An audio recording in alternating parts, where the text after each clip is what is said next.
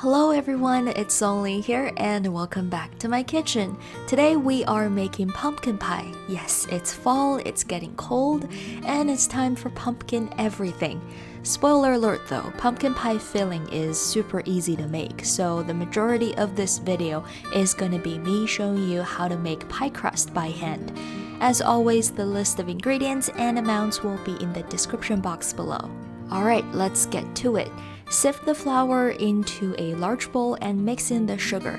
I sifted my flour before using because pastry flour tends to clump together easily.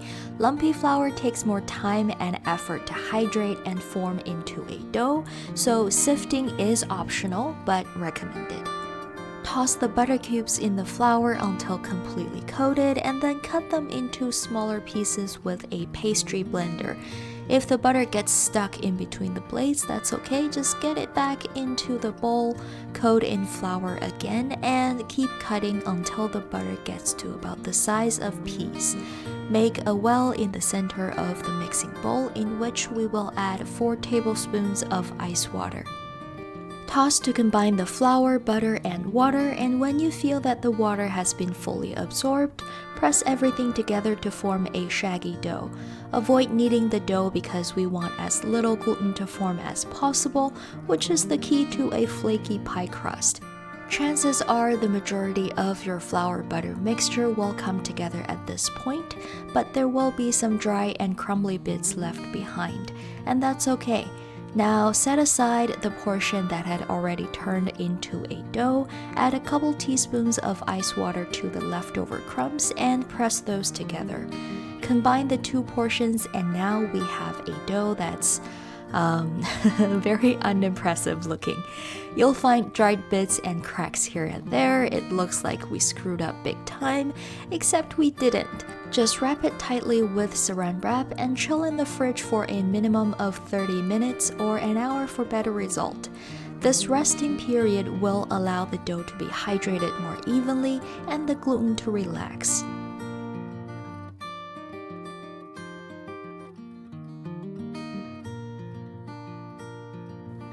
Alright, when the timer goes off, transfer the dough onto a well-floured surface, and I usually hit it with my rolling pin a few times to flatten it and make it easier to roll out.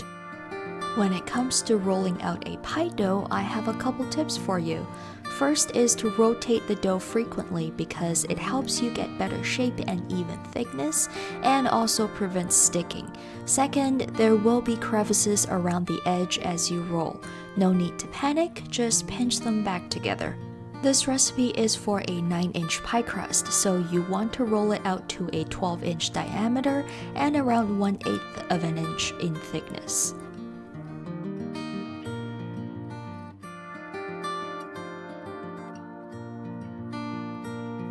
Gently roll the dough onto your rolling pin and then unfurl it over your baking dish. Do not stretch the dough to fit the pie plate. The correct way is to lift up the edges of the dough and then gently press it down to the side and bottom. I used a 9-inch tart pan because for custard pies in general, I don't want too much filling in each bite. This is purely personal preference. You can definitely use a 9-inch pie plate, and the amount of filling needed is the same. Trim off the excess around the edge. Dock the bottom of the crust with a fork so the steam can escape when we bake it later, and then chill the crust in the fridge for 20 minutes to let the butter firm up again. In the meantime, preheat the oven to 375 degrees Fahrenheit or 190 degrees Celsius. Take the chilled pie crust out and we are going to blind bake it first. Crinkle up a piece of parchment paper to make it more malleable, fit it into the plate and then fill it with pie weights or dried beans. This prevents the crust from bubbling up during baking, so don't skip it. Bake in the preheated oven for 15 minutes. Remove the pie weights and then bake in the oven again for 5 more minutes. Set the baked crust aside when it's done and raise the oven temperature to 425 degrees Fahrenheit or 220 degrees Celsius. Okay, finally, it's time to make our pumpkin pie filling. Whisk together 1 large egg plus 3 egg yolks. Add in 1 can of pumpkin puree. Make sure pumpkin is the only ingredient on the label.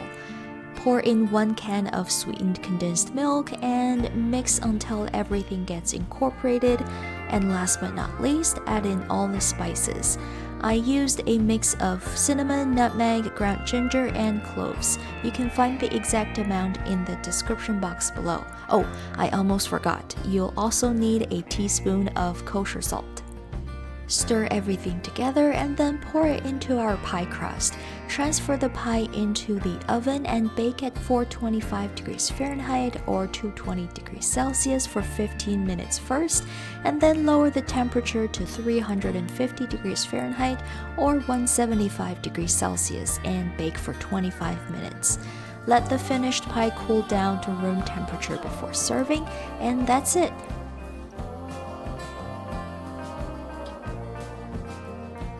Cut yourself a slice and garnish with a dollop of whipped cream plus some ground nutmeg and enjoy.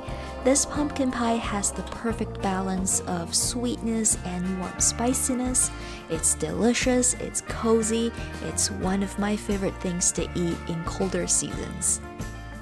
I hope you enjoyed this video. Please hit the like button and comment down below if you have any questions, and subscribe so you won't miss any of my future videos. Thank you so much for watching, and I will see you in my next video. Bye!